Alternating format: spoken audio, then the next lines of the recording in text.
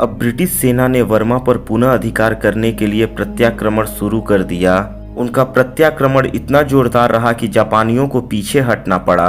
पीछे हटते जापानी रंगून का भार आजाद हिंद फौज को सौंप गए। कुछ दिनों तक आजाद हिंद फौज ने बहादुरी के साथ नगर की रक्षा की, परंतु मई 1945 के आरंभ में उस पर अंग्रेजों का अधिकार हो गया।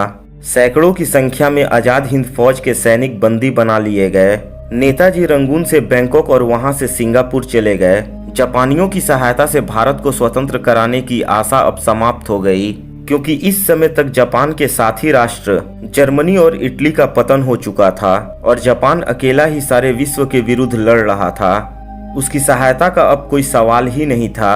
6 और 8 अगस्त 1945 को हिरोशिमा और नागासाकी पर एटॉमिक बम गिराए गए और रूस ने भी तत्काल जापान के विरुद्ध युद्ध की घोषणा कर दी।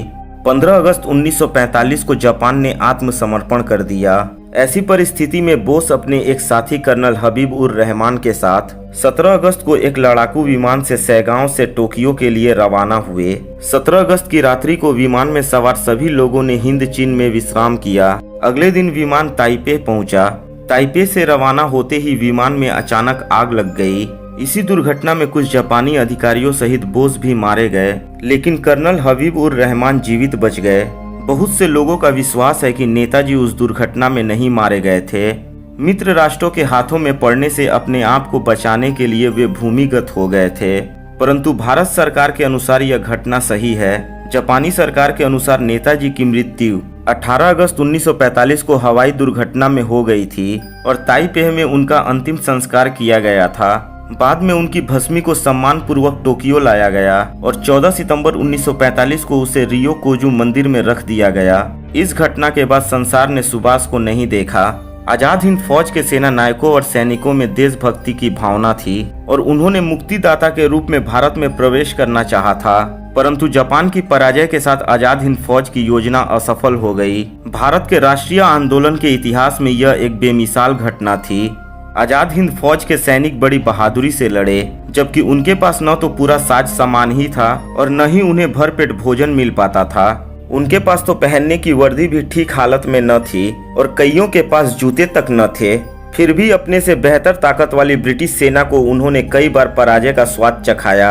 आजाद हिंद फौज ने जिस अनुपम त्याग, शौर्य और बलिदान का परिचय दिया, वह हमारे राष्ट्रीय आंदोलन का एक गौरवमय अध्याय है और हम भारतीयों को हमेशा प्रेरणा देता रहेगा।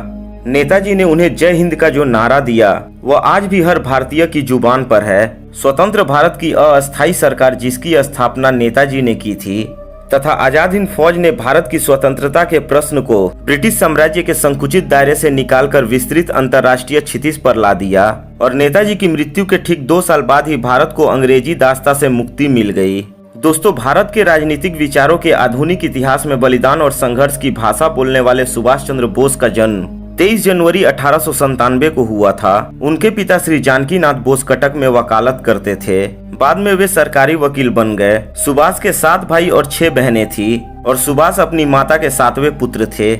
तो दोस्तों, सुभाष चंद्र बोस की आखिरी रात की कहानी आपको कैसी लगी कमेंट बॉक्स में लिखकर हमें जरूर बताएं। अगर यह वीडियो आपको अच्छी लगी हो तो वीडियो को लाइक करें, अपने दोस्तों के साथ शेयर करें और अगर आप चैनल को सब्सक्राइब नए हैं तो बगल वाले बेल आइकन को जरूर दबा लें ताकि आने वाली वीडियो दबा दें ताकि आने वाली वीडियो की नोटिफिकेशन आपको सबसे पहले मिल सके। दोस्तों मिलते हैं अगली वीडियो में। दोस्तों मिलते हैं अगली वीडियो में। जय भारत।